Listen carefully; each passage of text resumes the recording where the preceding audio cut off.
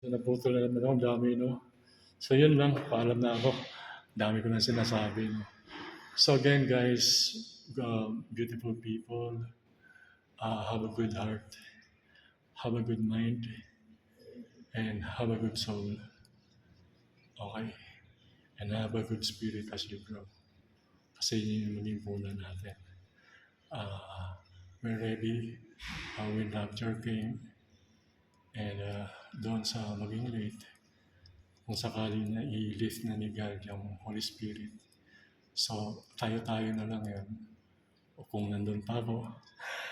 So, parang be ready. Magpakamatay ka as Christian, no? O talagang i-give up yung, kasi yun na yung ano mo eh. Alala ko mamatay ka kung halimbawa inabutan ka ng rapture na, and then nandun na tayo sa end times. Wala nang ano yung nilift na ng God yung Holy Spirit. So, kanya-kanya sikap na yun. So, maski mamatay tayo, yung mga natira, maski pa tayo, huwag talagang give up yung belief ng kay Jesus Christ kung naabutan tayo at magsisisi tayo. So, ganun pa rin yun. Para may chance tayo doon sa 1,000 years, which is reigned by Jesus Christ Himself na. Okay? So ito, ilang years na lang, di ba? Who knows kung mangyayari ng rapture and then the end times. Nakakapangilabot pakinggan yung Bible tungkol dyan sa end times.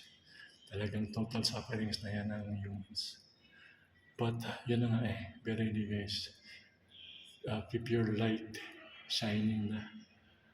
Kasi anytime soon, itong coming na mga ano daw, may na mga prophets na alam nila na itong September something na mangyayaring rapture.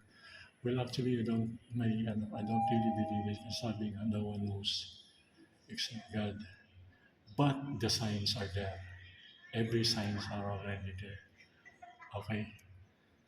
So, yan na yun guys. Yan na yung paalam ko. So again, I love you all. Peace be with you. Okay? Become lang. So thank you. And have a good day, the rest of the day. Okay?